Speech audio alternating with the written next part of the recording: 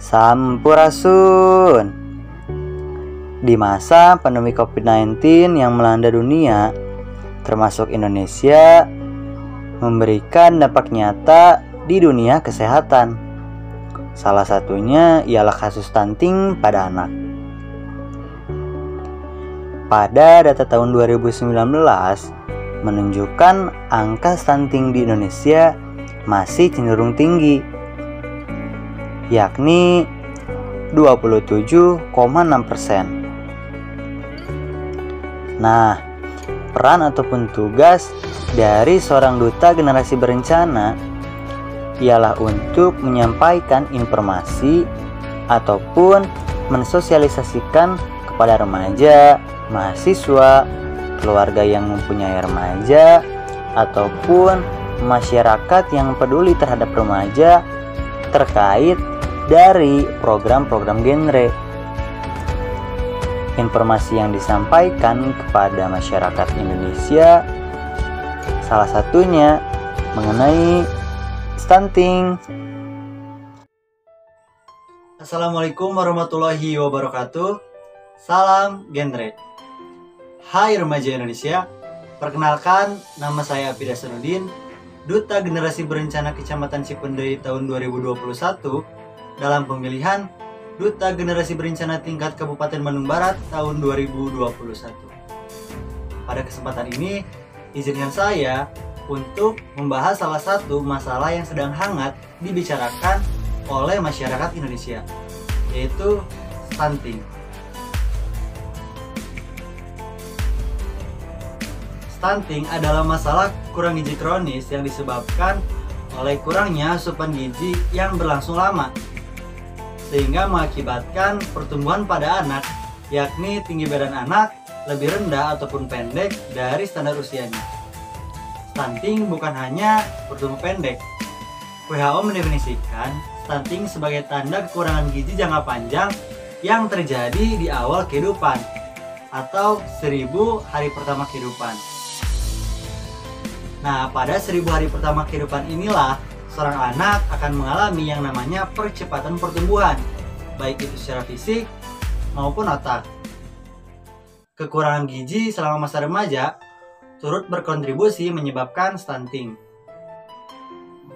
Selain menghambat pertumbuhan dan perkembangan fisik, berakibat pada penurunan kecerdasan, rendahnya prestasi belajar, dan terhambatnya fungsi kekebalan tubuh. Juga beresiko tinggi obesitas, gangguan kadar glukosa darah, penyakit kardiovaskular ataupun jantung, hipertensi, dan osteoporosis, bahkan bisa menyebabkan hingga kematian.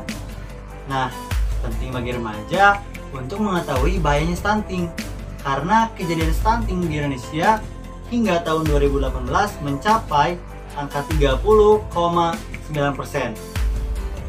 Penelitian menunjukkan bahwa kejadian stunting ini berkaitan erat dengan masalah gizi remaja, terutama remaja putri. Di Asia Tenggara, Indonesia menduduki posisi ketiga sebagai jumlah stunting terbanyak.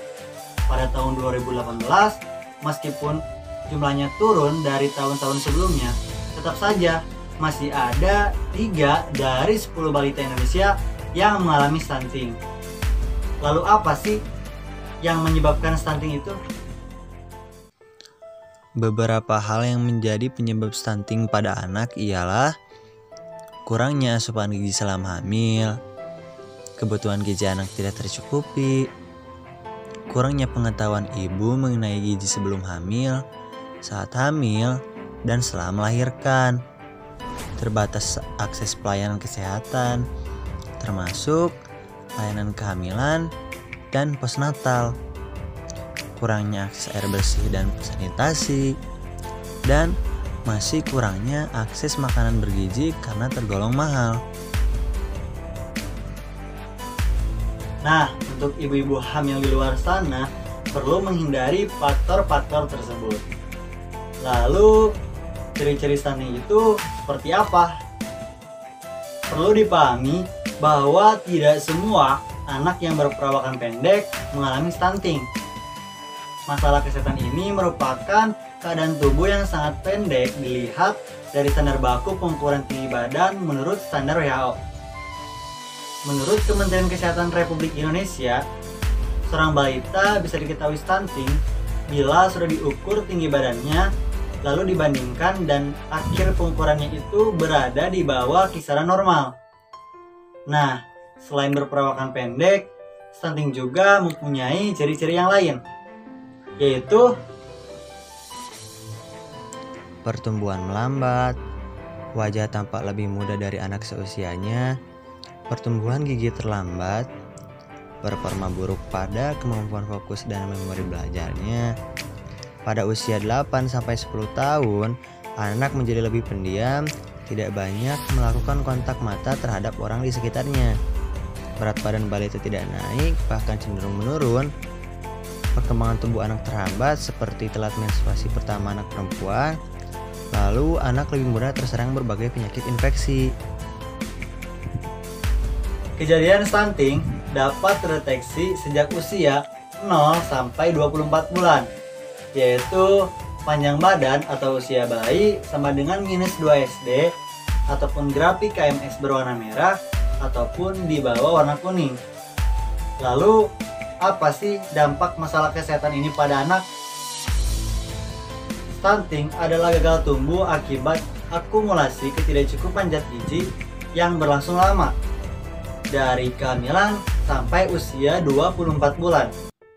Maka dari itu, kondisi ini mempengaruhi pertumbuhan dan perkembangan anak secara keseluruhan. Dampak jangka pendek stunting adalah terganggunya pertumbuhan, kecerdasan, dan gangguan pada pertumbuhan fisiknya, serta gangguan metabolisme. Lalu, stunting juga mempunyai dampak panjangnya, yaitu menurunkan kemampuan perkembangan kognitif otak anak, kekebalan tubuh lemah sehingga mudah sakit, resiko tinggi munculnya penyakit metabolik seperti kegemukan, penyakit jantung, penyakit pembuluh darah, kesulitan berjalan, bahkan ketika sudah dewasa nanti, anak dengan tubuh pendek akan memiliki tingkat produktivitas yang rendah dan sulit bersaing di dalam dunia kerja. bagaimana penanganan stunting pada anak? Melansir dari Buletin Stunting Kementerian Kesehatan Republik Indonesia, penanganan pertama yang bisa kita lakukan terhadap anak yang mempunyai tinggi badan di bawah kisaran normal yang sudah didiagnosis stunting, yaitu dengan memberikan pola asuh yang tepat yang meliputi inisiasi menyusui dini atau IMD, pemberian ASI eksklusif selama 6 bulan, lalu pemberian ASI bersama MPASI sampai usia 2 tahun. Lalu bagaimana cara untuk mencegah agar tidak terjadinya stunting?